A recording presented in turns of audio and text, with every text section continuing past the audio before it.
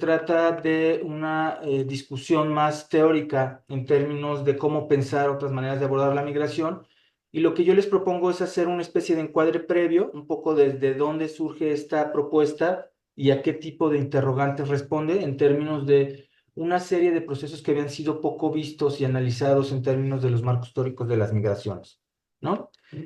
Este es el argumento. El argumento central es que hay una serie de debates nuevos en términos de cómo pensar las migraciones en relación a tres grandes dinámicas, ¿no? Que configuran las movilidades transfronterizas contemporáneas, sobre todo las de carácter internacional y específicamente las de tipo forzado, como son la de los migrantes centroamericanos en tránsito por México, aunque no son las únicas, ¿no?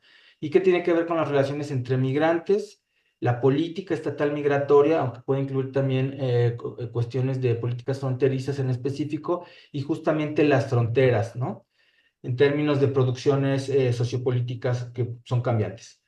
Entonces, este es como el argumento central y yo les propongo que lo hagamos más o menos en cinco momentos. La primera sería, yo les voy a comentar un poco cuál ha sido uno de los marcos teóricos más importantes de la migración que tiene que ver con la idea del peso de los procesos económicos para entender las migraciones, ¿no? Sobre todo en un debate contemporáneo importante en términos de la migración y el desarrollo, ¿no? En el contexto del desarrollo del capitalismo contemporáneo y cómo esto permite dar lugar a la idea de la migración forzada con un enfoque histórico-estructural que va a ser el segundo, bueno, esta parte, este es el primer momento, les voy a contar estas dos pequeñas etapas, ¿no? Esta tiene una cepa muy claramente económica y de corte marxista, pero plantea una serie de, digamos, de bases conceptuales que son importantes para entender las migraciones internacionales. No obstante, hay una serie de huecos que vamos a ver que quedan ahí resueltos, ¿no? Hay una serie de procesos que no acaban de entenderse del todo y que tienen que ver fundamentalmente con el papel de los migrantes en los procesos migratorios, ¿no? Una de las cosas que se ha visto no solo en las migraciones, pero también en las ciencias sociales, es cómo hacer un diálogo importante entre planteamientos que den cuenta de los procesos estructurales, del orden social, de esta serie de procesos de larga data, pero que también recuperen el papel de los individuos, de los grupos y los sujetos sociales, no de la agencia. Es decir, este diálogo importante entre estructura y agencia, individuo, ¿no? Y grupos sociales, que no es un debate menor. En la sociología ha habido un larguísimo debate desde la propuesta de agencia de Giddens hasta, por ejemplo, todos los marcos teóricos que tienen que ver con la sociología de los movimientos sociales de Charles Tilly, ¿no? Pero en este caso específico hay una serie de propuestas en términos a los procesos migratorios. Y ahí es donde vamos a entrar en el eje central de la presentación, que va a ser justamente la idea de la autonomía de las migraciones, ¿no? Y cómo trata de resolver esto. Después, lo que trataré de hacer es un ejercicio para que vean cómo podemos usar este tipo de perspectivas en términos de un proceso migratorio en específico.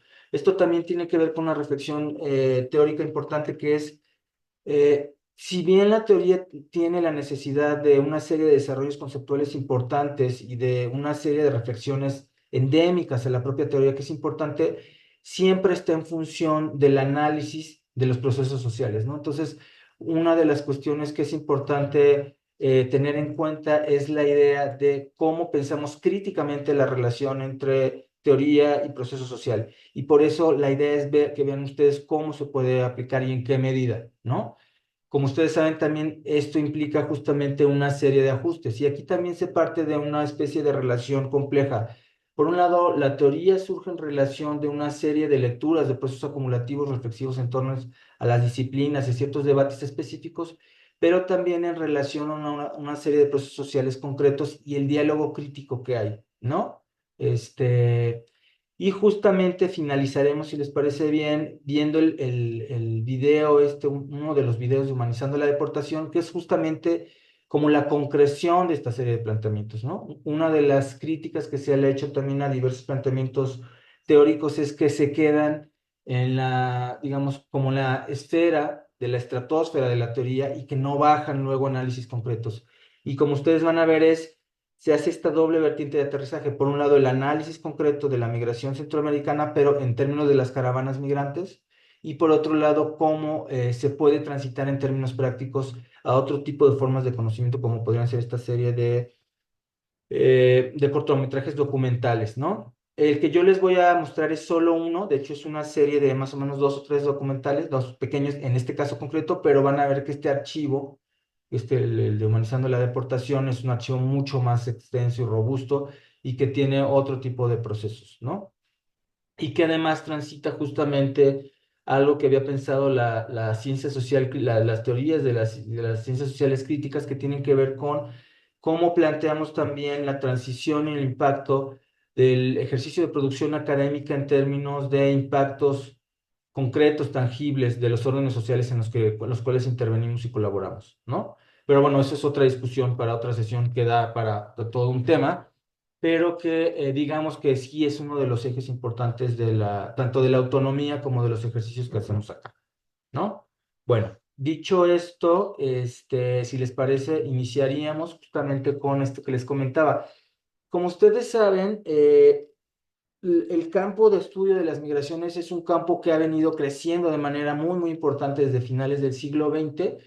Y hay un par de artículos y de textos ya relativamente clásicos que señalan cómo ha habido no solo un aumento exponencial en términos de la producción de conocimiento científico sobre las migraciones, sino también una especie de diversificación y procesos de especialización muy claros en términos de mancuernas disciplinares y migración, ¿no? Por ejemplo, desde la economía hay estudios muy acotados que tienen que ver desde los mercados laborales hasta los procesos de integración regional. En el caso de la demografía, sabemos que hay estudios muy concretos en términos de los cambios de la estructura demográfica vinculada a los procesos migratorios, tanto en los lugares de origen como sobre todo en los destinos, y vinculado a los nichos migratorios. En geografía, por ejemplo, ha habido un análisis muy, muy especializado en términos no solo de la caracterización espacial de los flujos migratorios, ¿no? De los lugares de origen, tránsito y destino, sino también de cómo se producen nuevos espacios en función de los procesos migratorios y su vinculación con procesos como el trabajo, la diversificación de los procesos productivos o los procesos de acumulación de capital, ¿no? Con esto lo que les quiero decir es, se ha vuelto un campo muy robusto, pero que también ha tendido de alguna manera a una hiperespecialización, ¿no? Y en este sentido hay un debate importante en términos de cómo logramos recuperar los aportes específicos de esta hiperespecialización, pero también encuadres que nos permitan tener un panorama mucho más complejo y global del proceso. Y en este sentido, uno de los encuadres que a mí me parece que hacía un muy buen trabajo de síntesis tenía que ver con el que tiene que ver con la migración forzada por una serie de motivos. Pero como vamos a ver, aunque plantea una serie de encuadres importantes, va a presentar limitaciones serias. Nada más ahora lo voy a desarrollar de manera más o menos sintética y breve, ¿no? Este encuadre tenía una virtud que era importante, que era recogía una serie de discusiones importantes en términos de la teoría de la dependencia y de la vinculación entre desarrollo y condiciones materiales de vida. Y la migración forzada lo que hacía era justamente articular esto en términos de la expansión del capitalismo y de la configuración, por ejemplo, de etapas específicas históricas de este, como el capitalismo neoliberal, y el vínculo entre migración y desarrollo, ¿no? Y esto permitía de alguna manera tener como distintos niveles de análisis e integrar procesos en diversas escalas. Una idea central de este pensar el, era justamente pensar la centralidad de los procesos productivos y el desarrollo y cómo esto tenía un impacto claro en términos de los procesos migratorios. Es decir, la migración en este contexto se veía justamente como derivado de esta serie de procesos, ¿no? También cabe hacer alusión que la migración forzada, aunque yo me voy a centrar sobre todo en la dimensión que tiene que ver más con, digamos, la dimensión más de economía y en cierto nivel de política, también hubo una serie de reflexiones interesantes y surgió a mediados del siglo, bueno, en el cambio de siglo, para pensar tanto procesos de asilo como ciertos procesos de petición de asilo, derivado de conflictos bélicos, etcétera, pero también para pensar procesos de migración internacional no documentada, ¿no? Y estos son más o menos los grandes, digamos, los grandes ejes que plantea esta serie de planteamientos que, bueno, han tenido exponentes muy diversos, desde, por ejemplo, Stephen Castells, que falleció hace un par de años y que transitó por varias áreas de la migración, hasta, por ejemplo, el desarrollo que han tenido este grupo muy interesante de la Universidad de Zacatecas, ¿no? El grupo de Economía Política de la Migración de Raúl Delgado Báez, Humberto Márquez y otros colaboradores, que desarrollan una serie de planteamientos bastante interesantes desde el sur global. La idea, como les digo, era pensar que la migración o que los contextos que producían la migración tenían una serie de causas de tipo histórico-estructural, muy en una lectura de economía política marxista, y que además había que recoger diversas escalas en el abordaje de estos, ¿no? Es decir, aunque estos tenían expresiones muy concretas de carácter local, estas siempre tenían contextos que tenían que ver con dimensiones estatales, nacionales y regionales, sobre todo en el entendido de cómo se gestaban las relaciones geopolíticas y los procesos claramente de integración regional en el contexto del desarrollo del neoliberalismo. Como recordarán, este tuvo digamos, tuvo más, pero estoy metiendo solo dos escalas. Por un lado, fue una serie de medidas políticas que se tomaron al interior de los estados nacionales, ¿no? La reducción del Estado, la apertura al libre mercado, eh, etcétera, en los procesos de privatización y de mercantilización. Pero esto también se llevó a escala no solo nacional, sino sobre todo regional. Recordarán una serie de procesos económicos y políticos muy importantes, como el Tratado de Libre Comercio, ¿no? Que tuvieron un impacto importante y que además, como no vamos a ver en esta sesión, pero que se han demostrado en diversos estudios, tanto estos colegas que les digo como otros, en donde encontramos que hubo un incremento claro de los flujos migratorios en estos contextos de integración regional, libre mercado y neoliberalismo, ¿no? Entonces la idea era esa, por un lado recuperar esta idea del análisis marxista de la determinación de las condiciones materiales para entender la migración, pero también los múltiples niveles regionales en términos de cómo funcionan los procesos económicos más allá de las fronteras nacionales y que esto también se vino bien con la discusión, por ejemplo, del transnacionalismo, ¿no? Entonces la idea es que hay un deterioro del aparato productivo en ciertos lugares, sobre todo en el sur global, que se expresa fundamentalmente en dos ejes, aunque no son los únicos, como veremos en los otros casos, que tienen que ver con salarios precarios, es decir, no, el salario pierde la capacidad efectiva para adquirir los bienes necesarios, ¿no? Se desvaloriza. Y por otro lado, encontramos también una constante reducción de la oferta laboral en los nichos que tenían tradicionalmente, ¿no? Entonces, estos van a ser elementos claves para entender la producción de los contextos de expulsión, ¿no? Y la idea es esta, exactamente, que lo que hace que la gente salga de sus lugares de origen son una serie de procesos que tienen un origen y una génesis histórica, ¿no? Que se producen en términos de cómo se configuran las relaciones sociales, políticas y económicas, ¿no?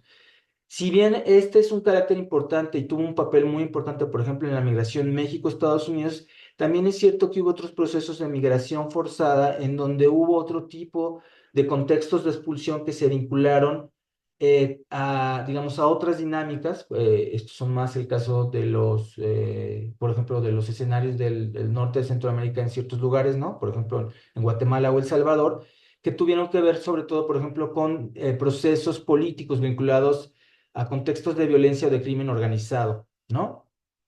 Esto es algo que también está bastante documentado, pero que también es algo que hay que considerar en términos de las causas que generan esto, que además, dicho sea de paso, esto también tiene un proceso de producción política, ¿no? Es decir, como vamos a ver, bueno, no lo vamos a ver mucho en detalle en esta presentación, pero lo hemos mostrado en otros trabajos, la idea de que sean los procesos económicos, la violencia y, por otro lado, los impactos medioambientales tiene que ver también con cómo esta serie de procesos se han visto potenciados, por ejemplo, por el papel político y económico que ha tenido Estados Unidos en la delineación de una serie de proyectos de estados nacionales para el caso de Honduras, Guatemala y El Salvador, ¿no? Y cómo ha propiciado que se den ciertas dinámicas y no otras, ¿no?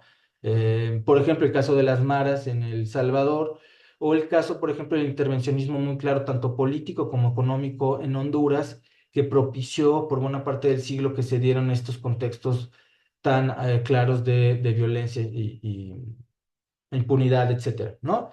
Y la otra que ha cobrado mucho más relevancia últimamente y que es algo que no hay que perder de vista, tiene que ver con todo lo que tiene que ver con migraciones por motivos climáticos, ¿no? Que como veremos, eso también es una discusión que hay que dar en términos de cómo pensar las migraciones en términos de la relación de sociedad, territorio y medio ambiente, ¿no? No, o sea, las migraciones climáticas tienen la falsa impresión de que son ocasionadas fundamentalmente por eventos naturales y esto es mucho más complejo, ¿no? Esto es mucho más complejo. No me detengo en esto, pero si quieren en la sesión de preguntas podemos trabajarlo con más detalle. Y la otra cuestión que es importante entender son otras dos dimensiones que voy a sintetizar para irnos rápido al, a la cuestión de la autonomía de las migraciones. Tiene que ver justamente con la cuestión hemos visto un poco del lado del origen del sur global, cómo pasa esto, pero en el lado del norte global, hacia donde se dirigen muchos de los migrantes en condiciones muy adversas y precarias, también tiene un papel fundamental e importante.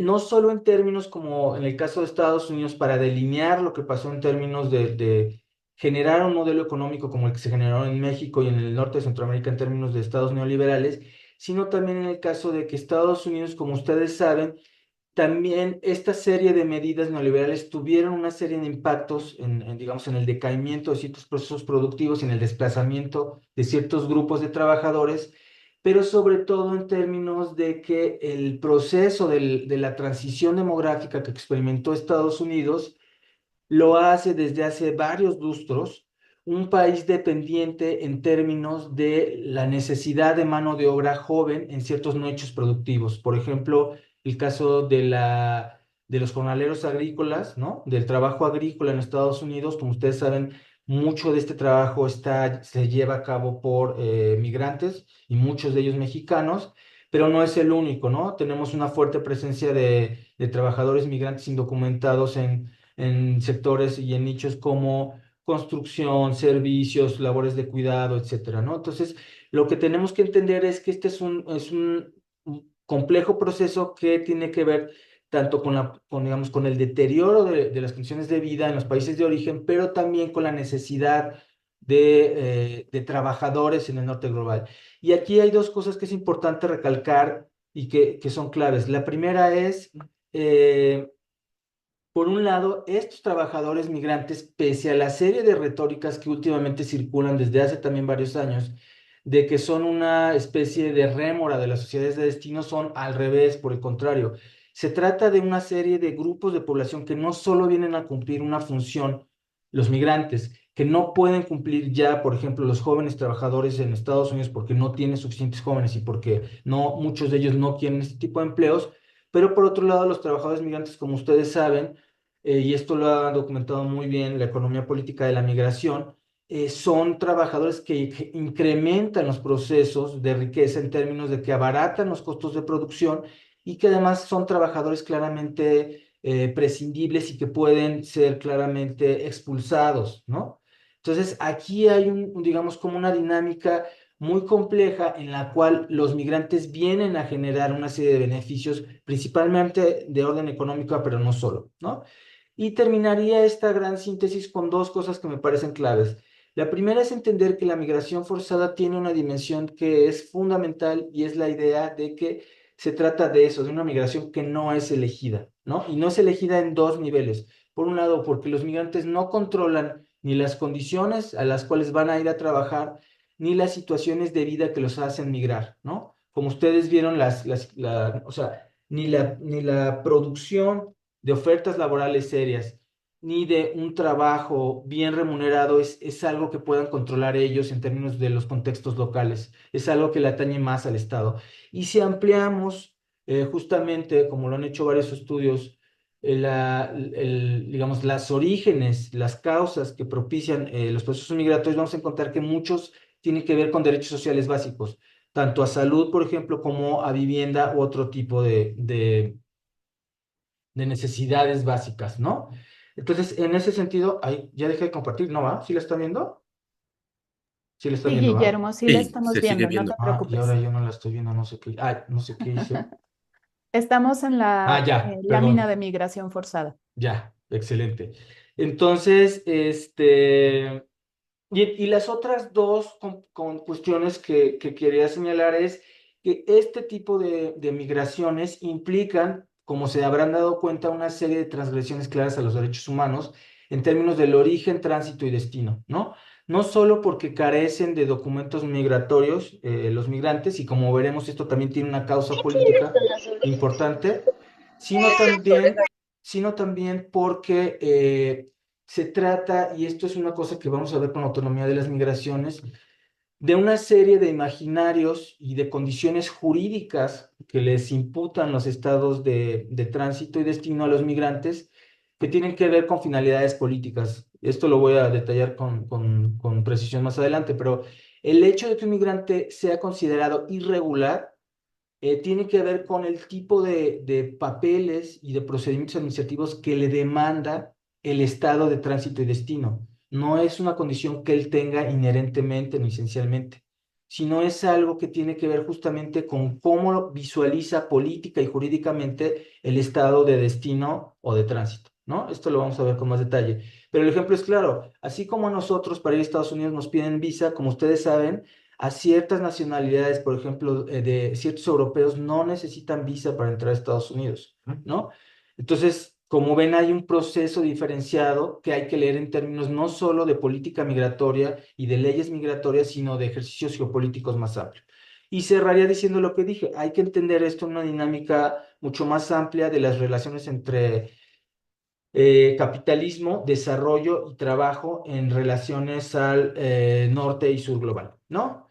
Y bueno, en este escenario, como ustedes ven, este es un marco teórico que tiene una serie de atributos importantes, ¿no? Transita de lo nacional a lo regional, incluso a lo global, nos mete en una discusión mucho más importante en términos de entender las migraciones como justamente fenómenos derivados de otra serie de procesos económicos y políticos, pero este planteamiento tiene un problema importante, o digamos, tiene una carencia fundamental, y es la idea hay dos carencias importantes, no son las únicas, pero son las más relevantes. La primera es que si se fijan dentro de estos marcos teóricos, hay muy poca campo de acción en términos de categorías analíticas para pensar a los migrantes, es decir, los migrantes como sujetos sociales. Parecería que estamos en un gran engranaje y que hay una suerte de determinismo en términos de la relación entre capital, trabajo y Estado, ¿no? En el contexto del capitalismo. Un poco si es así, Mayra, ¿tú quieres hacer una pregunta? Sí, Levanta. es que tengo Ajá. como, justamente, perdón que interrumpa, ¿no? Sí, Pero claro, claro, no antes de, pasa nada. o sea, esta parte que tiene que ver con la cuestión eh, capitalista, pero también jurídica, me llama siempre como la inquietud de saber cómo explicamos esto que decías, o sea, hay un marco legal, Ajá, ¿no? Estatal, político, que establece que establecen las fronteras y la legalidad para ir o desplazarse de un país hacia otro, ¿no? Que pasa con ajá, Europa, pero en el caso de Estados Unidos, pues la cosa todavía es un poco más complicado. Pero bueno, yo no sabía que a lo mejor, bueno, sí, o sea, que en Europa podía uno moverse y que a veces no, o de pronto sí, bueno, no sé. Pero bueno, en ese caso... Por ejemplo, pensando en este marco de explicación capitalistas por si se demanda o no la mano de obra, ¿no ajá, tendría que también ver implícito ahí, bueno, la explicación en términos de jurídico, de por qué a unos sí les permiten y a otros no? También tiene que ver con un asunto, por ejemplo, de racismo, por ejemplo, ¿no? O sea, no solo una ujú, explicación económica, sino además una explicación, pues, cultural, ¿no? O sea, de ideológicas que sostienen esta parte, pero también cómo explicamos a los estudiantes porque al final, o sea, es muy debatible se ha debatido mucho sobre si se habla de ilegalidad o no ilegalidad, ajá, o si son criminales o no son criminales por brincarse una frontera sí, que no les corresponde. ¿Cómo explicamos a los alumnos que este derecho de tránsito, pero por otro lado, también se les está enseñando en derecho, ¿no? En su clase de derecho o en su clase de ética o algo así, estas cuestiones ajá, que tienen que ver con cumplir con la ley, ¿no? O sea, porque por eso hay reglas, ¿no? Hay reglas y Claro. que en este caso como que se brinca. O sea, a mí me queda claro, ¿no? El marco pues, de respetar, o sea, de los derechos humanos, ¿no? Por encima de cualquier otra cosa, pero ¿cómo explicamos eso? Entonces, Claro, ¿son ilegales, no son ilegales? ¿Son criminales, no son criminales? Y por qué unos sí y por qué otros no?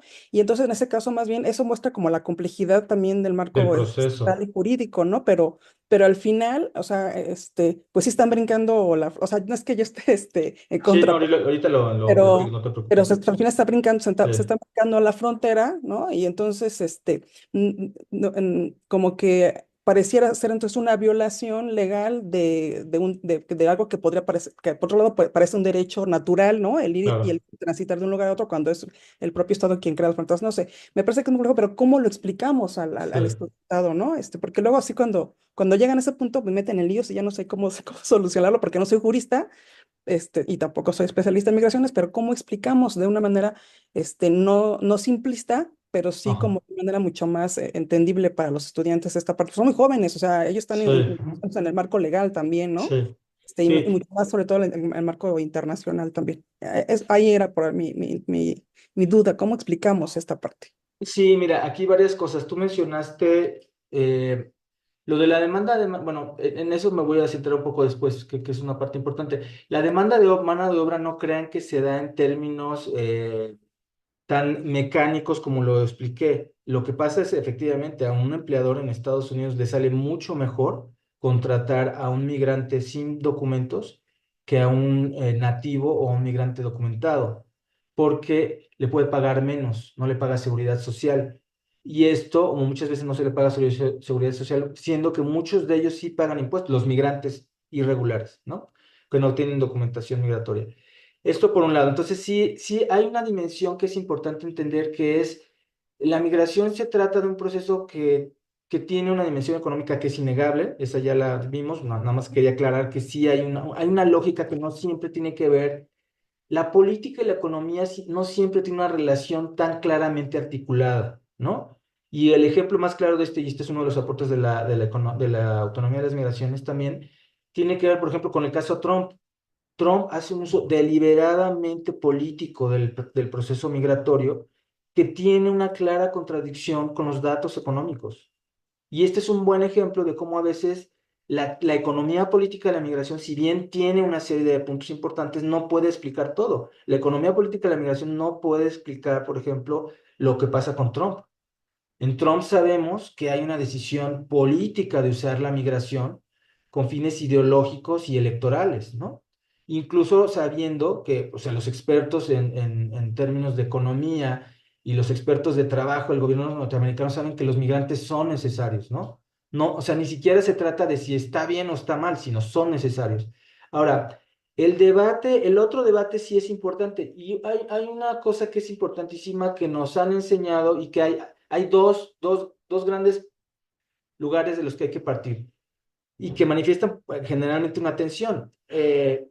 La primera es, yo sí soy de la idea, es que los derechos humanos, aunque son muy bien intencionados, nunca se ejecutan, ¿no? Porque son derechos que tendrían que ejercerse sin importar nacionalidad, condición migratoria y todos los otros rasgos sociales que nos definen, ¿no? O características sociales, ni estatus socioeconómico, ni género, ni etcétera, ¿no? Y esto sabemos que, pues, difícilmente acontece. O sea, son un discurso bien intencionado, que en la medida de lo posible hay que tratar de llevar a cabo, pero que en términos fácticos los primeros que los violan son, por ejemplo, Trump, ¿no? O el gobierno norteamericano en términos de política migratoria. Esto lo sabemos. Y lo sabemos en términos fácticos duros, directos. Por ejemplo, no se garantiza, incluso de acuerdo a los marcos jurídicos norteamericanos, que se les respete el derecho de asilo. Eso no se garantiza.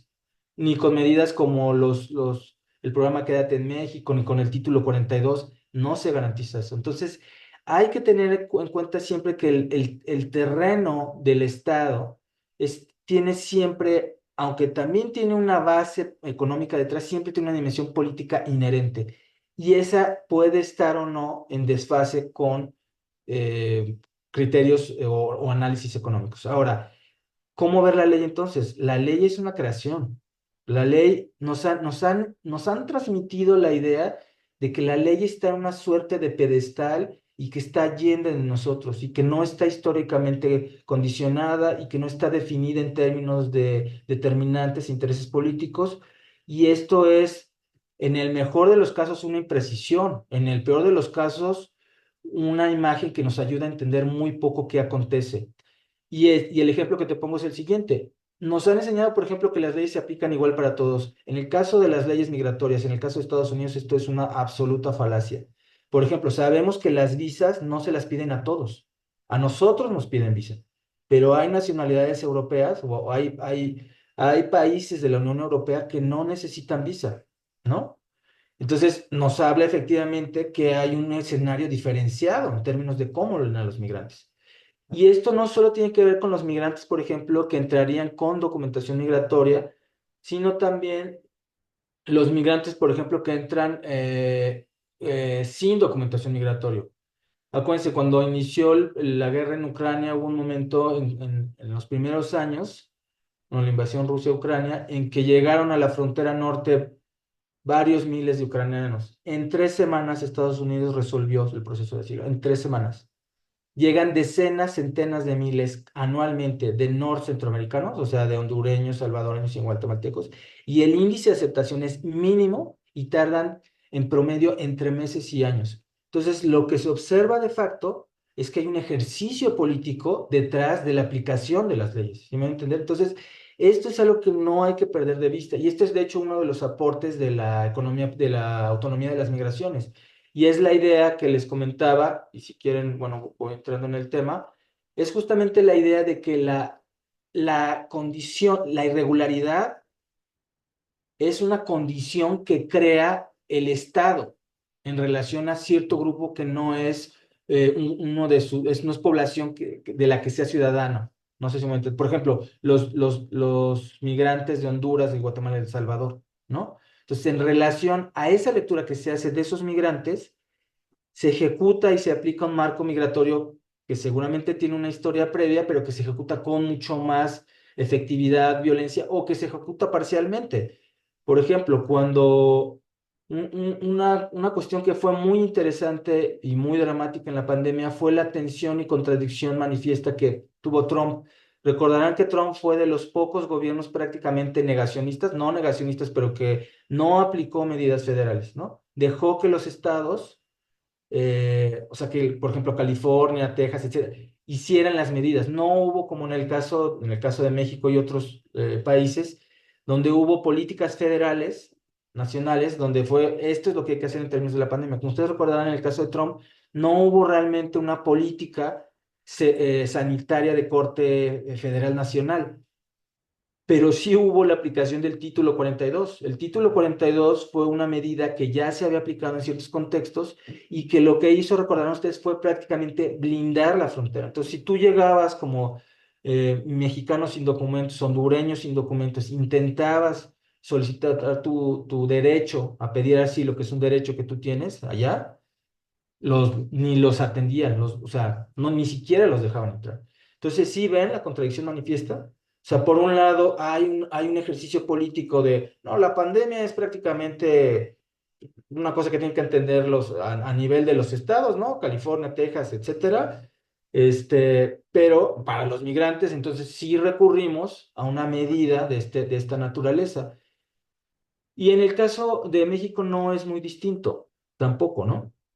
En este no me voy a centrar mucho porque es un caso más espinoso y porque está mucho en buena medida determinado en términos pues, de la agenda geopolítica norteamericana, ¿no? No nos hagamos, desde hace lustros sabemos que la agenda migratoria estatal estadounidense tiene un peso fundamental en lo que pasa en México, ¿no?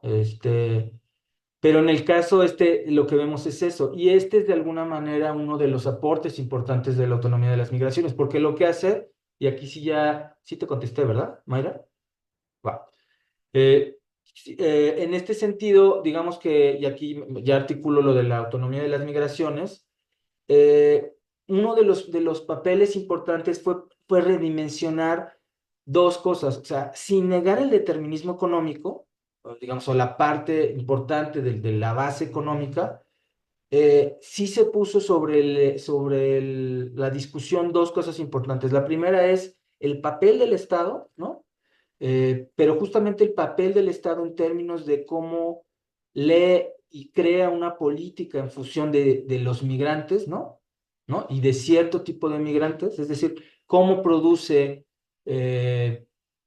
políticas migratorias diferenciadas.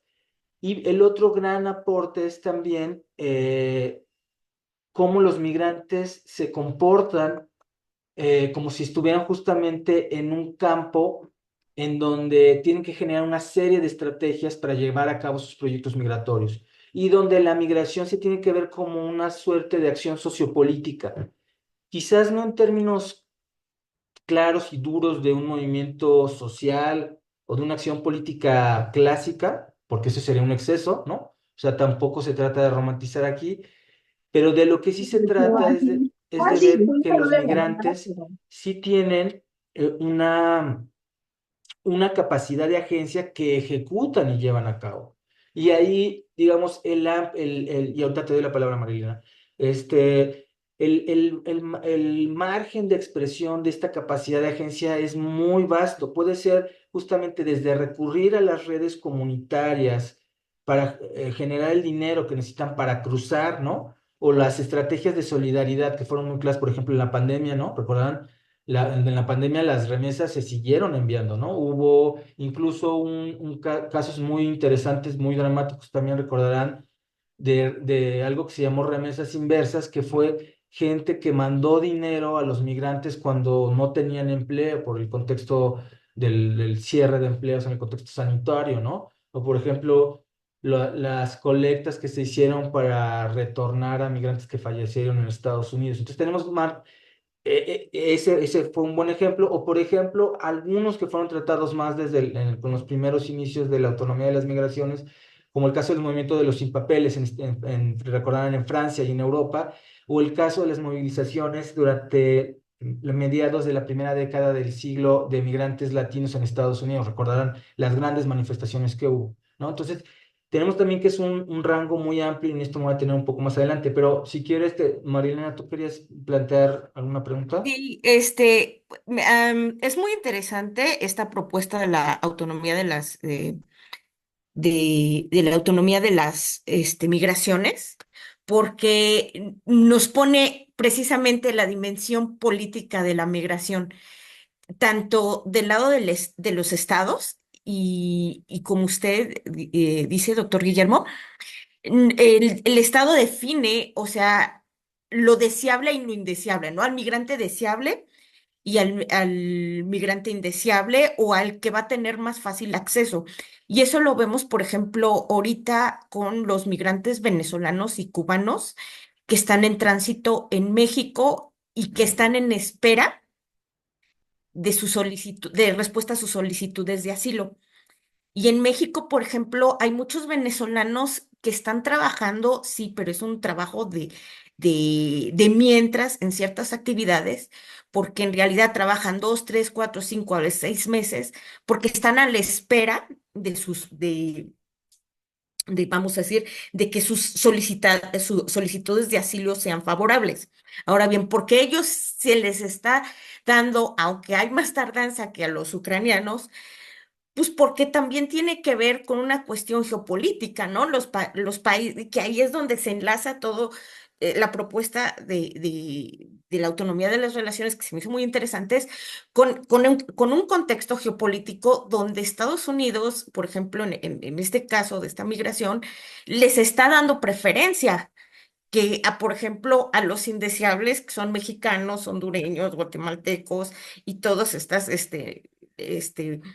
migraciones de otras partes de Latinoamérica. Igual a los cubanos yo veo que les dan los papeles y el asilo, porque aparte tiene que ver con otros grupos de presión dentro de mismo de Estados Unidos. Cómo se ve ya la migración de manera más compleja y cómo se ve que diferentes actores, tanto grupos y movimientos, ya sea grupos de migrantes, hijos de migrantes, como los otros, por ejemplo, por ejemplo, los cubanos de Miami, cómo ayudan a sus compatriotas, ¿no? A tener a facilitarse el acceso, pero también cómo ellos mismos presionan para cerrarle a otras nacionalidades.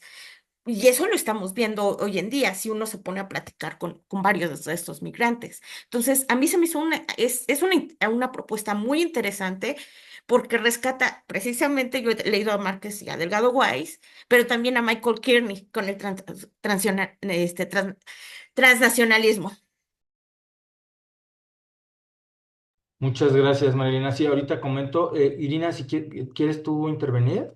Son solo dos cuestiones formales. Nos solicitan que si puedes volver a poner la presentación con la copita, es que se Ah, ve va, muy pequeña. Y va. la otra es solo recordar, Guillermo, que cuando termines la exposición damos un receso como de unos 10, 15 minutos y ya después continuamos con la sesión. ¿Te parece bien? Va, muy bien. Un favor, Ya. Irina, tú dime cómo vamos de tiempo. Tenemos hasta la 1, ¿no? Estamos muy bien de tiempo, Ah, tenemos muy hasta bien. la 1 y el receso se ha estado moviendo, pero ha sido una constante de 2 días, que sea de 11:30, 11:45, se puede mover unos 5 minutos para que termines esta parte, 10 minutos para que termines esta parte y ya después sigamos. ¿Te parece? Muy bien. Sale. Si quieres, puedo terminar la exposición 11:45 y Sí, ya dejamos las preguntas y el video para después. me parece muy bien. ¿Va? Muy bien. Sí. Muy bien. Bueno, entonces, sí, ahorita voy a contestar lo de María Elena, ¿no? Sí, María Elena, o sea, la idea, una de las cuestiones que yo creo que también hay que tener en cuenta es eso, que analizamos luego el proceso migratorio mucho en términos como si se tratara de un proceso homogéneo para todos los orígenes y nacionalidades y como si siempre fuera el mismo y no, efectivamente hay procesos muy diferenciados. Incluso, efectivamente, para el caso de por ejemplo, de los cubanos, recordarán, las cosas se han complicado un poco. Efectivamente, tienen un poco menos pueden tener un poco menos de obstáculo, aunque tienen muchos que otros, por ejemplo, los norte de Centroamérica, pero acuérdense que, por ejemplo, la ley esta de pies mojados ya no está funcionando como en un inicio. Recuerdan esta ley en la cual, si mal no recuerdo, creo que ahí Irina tiene más referentes que yo, hubo un buen número de décadas donde si un cubano llegaba a Estados Unidos, todo el proceso se le facilitaba de manera muy, muy rápida, ¿no? Y esta es una de las cosas que justamente, ya retomando la cuestión de la autonomía de las migraciones, permite este tipo de abordajes que nos da lugar a pensar la migración más en términos de la relación, en términos de los determinantes políticos, mucho del Estado nacional, pero no solo del Estado nacional en términos de unidades aisladas, ¿no? Y ahí retoma justamente una bueno, no retoma, pero está a la par de la idea del transnacionalismo en términos de pensarlos como procesos que articulan distintos orígenes étnico-nacionales en términos de circuitos muy elaborados, que no solo pueden ser definidos en relación a las fronteras, ¿no? O que juegan un papel muy complicado. Y en este sentido, quizás habría que, sí, efectivamente son procesos llenos de tensiones, en este sentido habría que decir, me voy a centrar en dos cosas que me parecen relevantes, que son parte de las aportaciones de este planteamiento. Bueno, como ustedes saben, bueno, quizás me faltó ahí dar una serie de datos contextuales. Estos planteamientos surgen sobre todo en Europa y en Estados Unidos. Hay múltiples actores, dos de los más sonados, pero para nada son los únicos, son Mesada y de Génova, pero hay muchos más. De hecho, hay planteamientos muy, muy interesantes de otros autores. Y también se trata de una serie de planteamientos que no son necesariamente un cuerpo completamente acabado, ¿no? Sino se trata de una serie de reflexiones de propuestas de trabajo que se han ejecutado de distinta manera y que en el texto que ustedes leyeron fue un ejercicio de sistematización y de síntesis. No es el único, ¿no? Pero fue un ejercicio, pero que sí me parece que hay reflexiones transversales a varios de estos autores que son importantes, ¿no? Por ejemplo, lo que les comentaba, en este escenario, una de las cuestiones también fundamentales es releer el papel de cómo la ciencia política interpretó mucho la migración, sobre todo desde los países y sociedades de destino, y mucho en relación a qué pasaba con los migrantes una vez que llegaban a esos lugares, ¿no? Se trata también de una propuesta de descentrar y de criticar miradas mucho más hegemónicas que en general difuminan o minusvaloraban o ponían poca relevancia a los migrantes, ¿no? Pero bueno, otra de las cuestiones que sí recalcó fue una idea que tampoco es de ellos y que ya había puesto sobre la mesa varios de los estudios críticos sobre las fronteras, no solo Balibar, pero Balibar fue uno de ellos, y que era la idea de cuestionar la frontera como una especie de dispositivo inamovible materialmente muy concreto que tenía expresiones apoteósicas muy claras, ¿no? Las vallas, los muros, las cercas, las alambradas, etcétera, ¿no? Y que además tenía una herencia muy clásica en términos de cuando se fundaron los estados nacionales, ¿no? Sobre todo en una serie de reflexiones sobre territorio y estado desde finales del 19 y principios del 20, donde las fronteras se pensaban justamente en términos de la autonomía de un estado, ¿no? Para tomar para decidir sobre su propio territorio, que era una expresión de su soberanía y que además tenía que ver con la delimitación de cuál era su territorio, ¿no? Y cómo se delimitaba en función de otros, ¿no? Es decir, justamente las fronteras tenían que ver con este ejercicio de definición de hasta dónde llegaba un estado y dónde iniciaba otro estado, y cómo se hacía hipotéticamente en términos de infraestructuras rígidas y materiales, ¿no? Esto sabemos que es mucho más elaborado, pero hubo por buena parte desde finales del 19 y por buena parte del 20 hubo más o menos una idea generalizada en diversas disciplinas de las ciencias sociales y de las humanidades también de que así funcionaban las fronteras y qué eso eran las fronteras, por lo menos las fronteras entre los estados nacionales. Pero una de las reflexiones que va a tomar justamente la autonomía, como les decía, justamente retomando autores como Balibar, ¿no? Este teórico francés, tiene que ver con el hecho de pensar las migraciones más como un conjunto de relaciones sociales y políticas. Y aquí nuevamente encontramos una vena muy marxista, ¿no? En donde efectivamente estas pueden tener expresiones materiales, pero de lo que se trata es de pensarlas de forma procesual y cambiante. Y esto es algo que hemos visto, o sea, las fronteras, como hemos visto, pueden abrirse o cerrarse. Últimamente hemos visto que se cierran mucho. El caso de la frontera norte México-Estados Unidos es muy clara, con ejemplos como lo que quiere hacer Trump, pero no es el único, ¿no? Pero puede haber otro tipo de ejemplos donde puede acontecer lo inverso, ¿no? Ahorita estamos en escenarios donde pareciera que lo que impera es el cierre incluso de fronteras. Y una de las cosas que es clave es entender esto como ejercicios de control migratorio, ¿no? Y aquí se resignifica, porque si se fijan ustedes, parecería entonces que las fronteras siempre estuvieron ahí, desde las viejas narrativas que siempre estuvieron ahí y que tenían esa función. Y lo que observamos es que no, que es justamente algo mucho más complejo y matizado.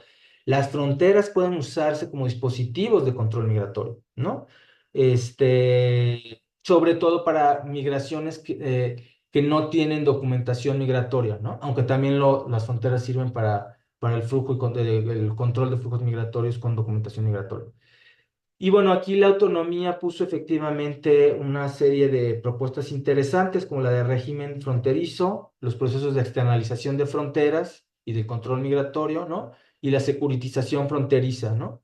Que esto sí fue un préstamo de las propuestas de Weber sobre securitización, que este tiene un poco más de una historia más antigua, pero que en el fondo tienen que ver con la reflexión de cómo pensar las fronteras también en términos no solo clásicos, sino en esta dimensión móvil, tanto de control migratorio, pero también que pueden tener una expresión que trasciende la dimensión meramente entre el límite entre dos estados nacionales.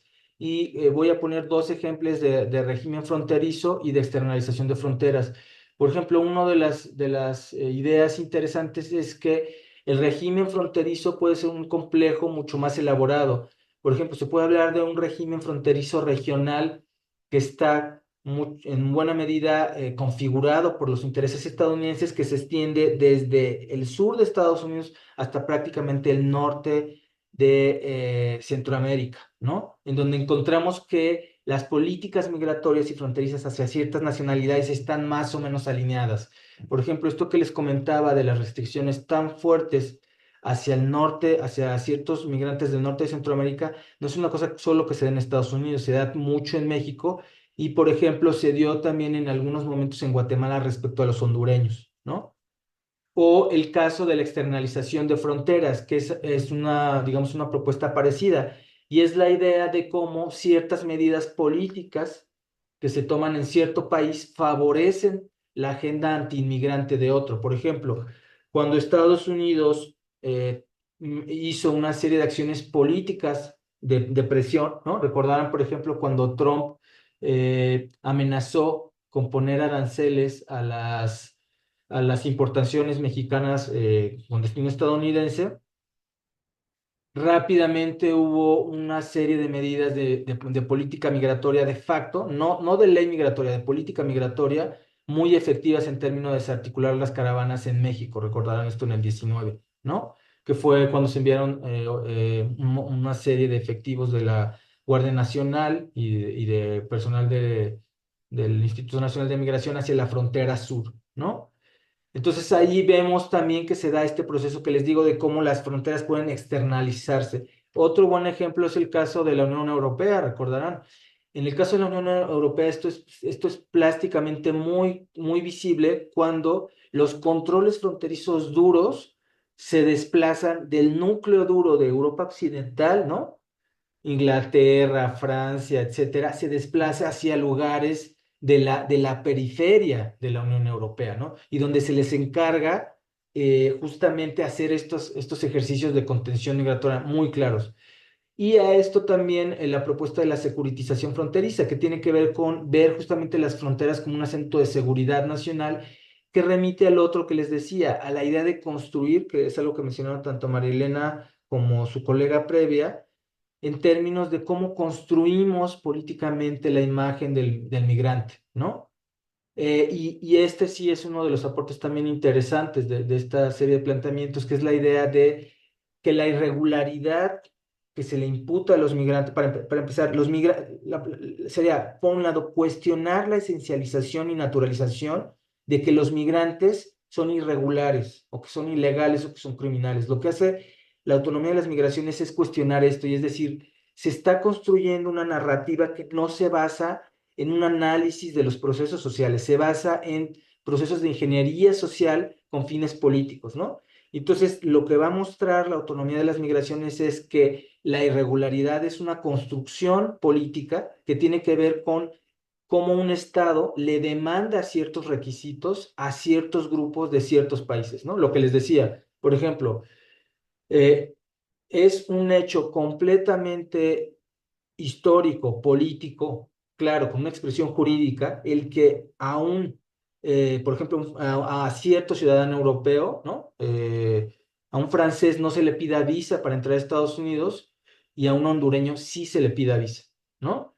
Y lo mismo pasa con el término ilegalidad. De hecho, en términos como de una agenda crítica y como posturas críticas de la migración, el término ilegalidad es un término muy perverso y claramente criticable porque tiene que ver justamente con la idea de caer en la retórica de la producción, de la criminalización del migrante, ¿no? Y esto es algo que también ha dado un debate, no necesariamente la autonomía de las migraciones, pero sí otros planteamientos, mucho en términos de que los estudios, por ejemplo, en Estados Unidos, que han hecho colegas como Heyman en la Universidad de Texas del Paso, o los colegas de Arizona, ¿no?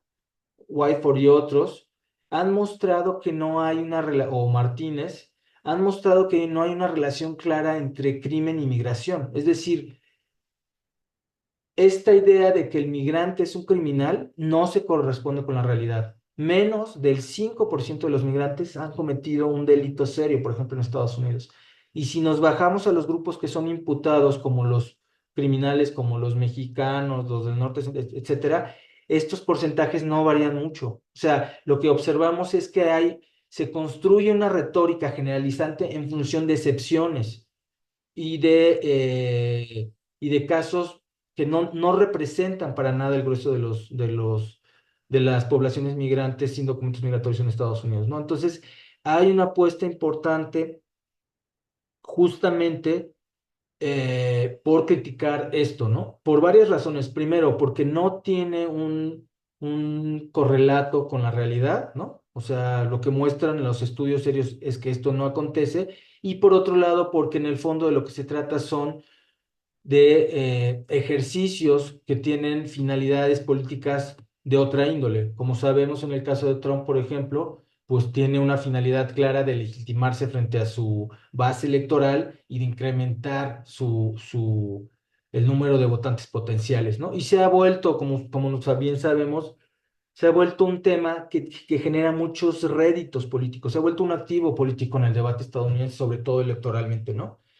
Y esta es una de las, y con esto voy a pasar al otro punto que caracteriza a la autonomía de las migraciones, y es muy impresionante ver y muy alarmante que en el debate migratorio los que menos papel tienen y los que menos visibilidad política tienen son justamente los migrantes, ¿no? Se trata justamente de deformaciones del proceso social que favorecen justamente a estos actores y no a otros.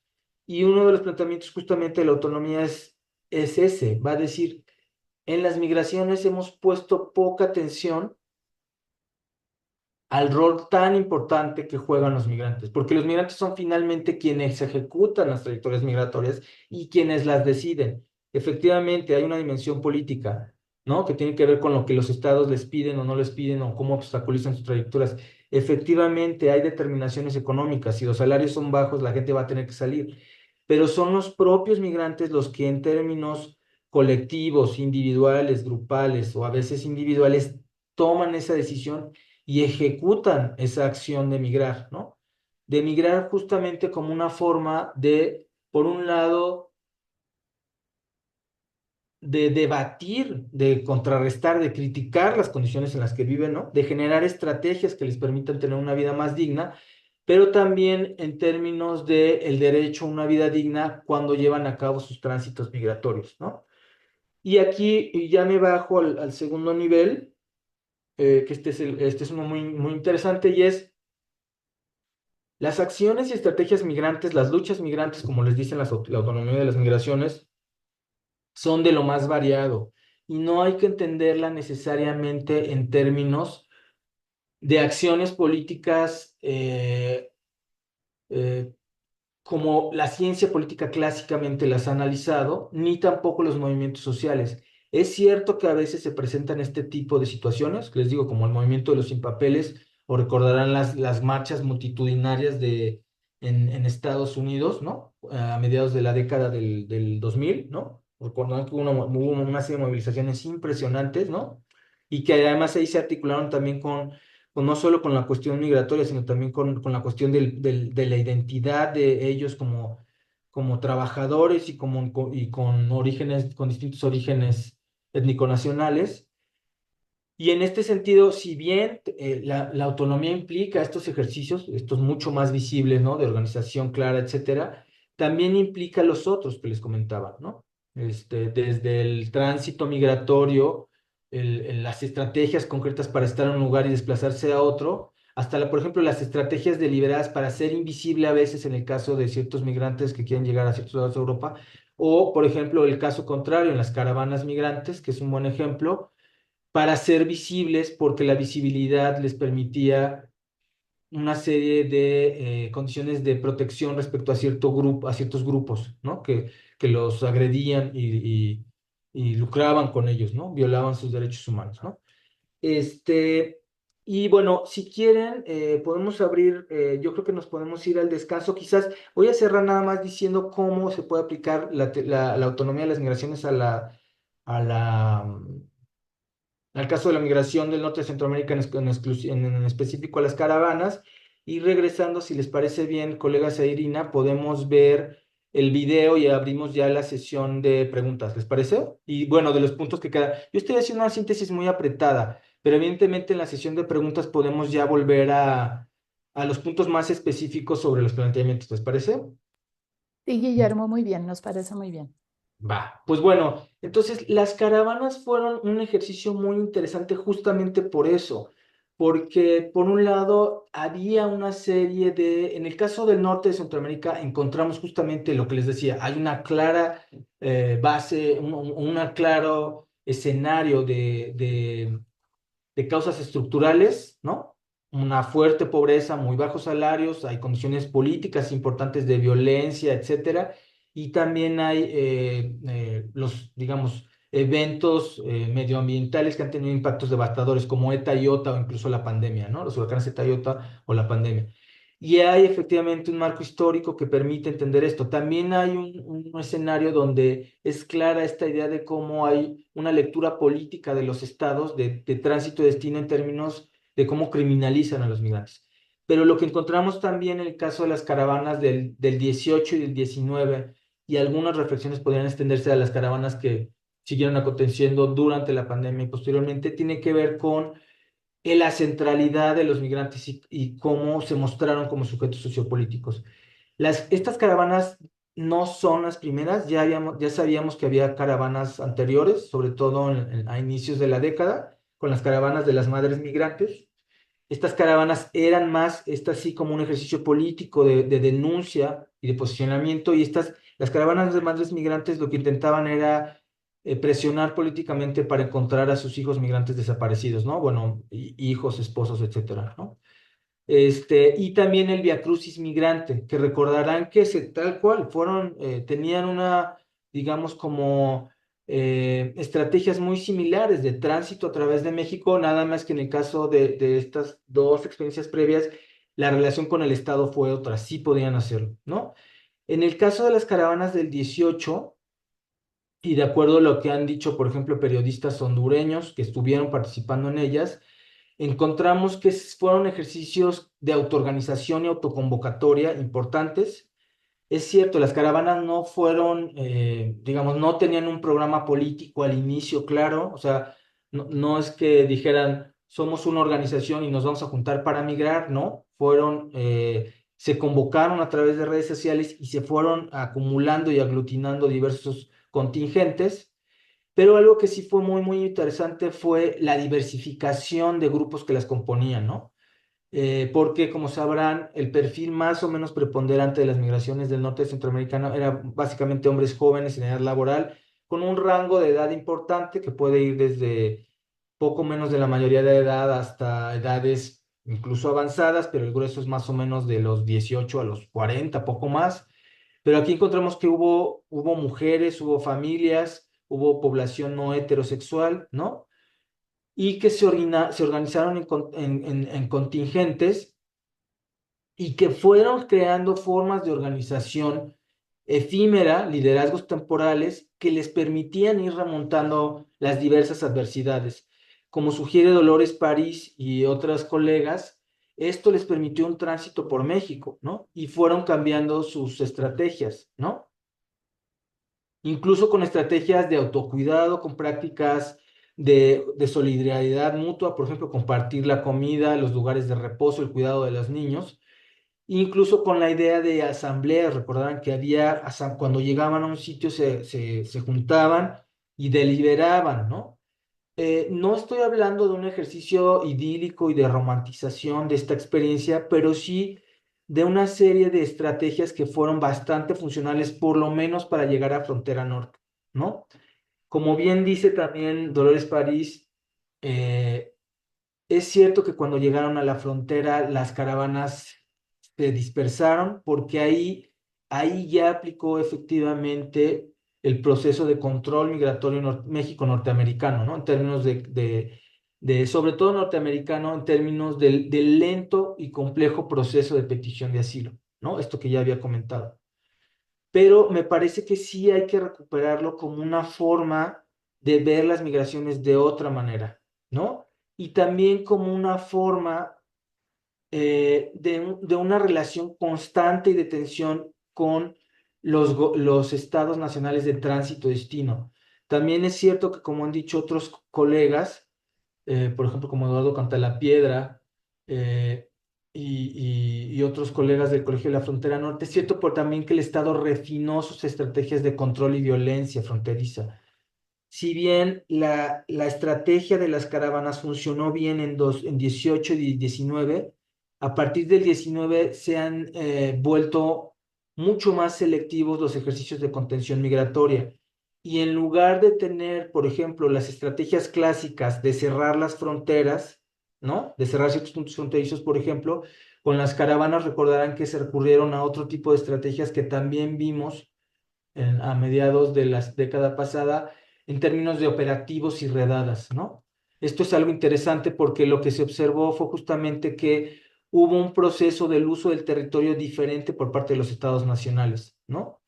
Lo que se empezaron a hacer operativos, se empezaron a hacer barreras humanas de agentes fronterizos de la Guardia Nacional para contener las caravanas, se les empezaba a dejar avanzar y luego se les contenía en ciertas carreteras, ¿no? Entonces, observamos también que hay un proceso ahí elaborado en términos de la relación entre grupos migratorios y procesos de control fronterizo y migratorio. Pero lo que sí es importante es que, como se dan cuenta, las caravanas muestran que los migrantes tienen una serie de capacidades que ejecutan con diversos resultados, con diversos balances, pero que es importante en términos de que muestran justamente la agencia migratoria, la agencia sociopolítica de los migrantes, ¿no? Y que de alguna manera, y con esto cierro, si quieren, para ir al descanso, las caravanas de alguna manera han sido y son ahora en menor medida una especie de contranarrativa de ciertos discursos mediáticos que circulan sobre la migración, ¿no? En lugar de pensar la migración como estas narrativas de gente que viola leyes, que transgrede normas, que va a ocupar trabajos de cierta gente en otro país, las caravanas, si se fijan, lo que mostraron fueron al revés, poblaciones en condiciones muy adversas, muy precarizadas, ¿no? Familias, ¿no? Caminando centenas de kilómetros, miles de kilómetros en condiciones muy adversas, con hambre, con sed, sin techo, sin educación, sin salud, que mostraban justamente que se trataba de poblaciones que intentaba tener una vida digna y que además tenía, aunque este fue un discurso que no siempre se ha visibilizado, eh, una capacidad de acción importante, ¿no? Bueno, si quieren yo le dejaría por ahora aquí y regresando, si les parece bien, podemos resolver algún par de preguntas y vemos el videíto, ¿no? Muchas gracias, Guillermo, por esta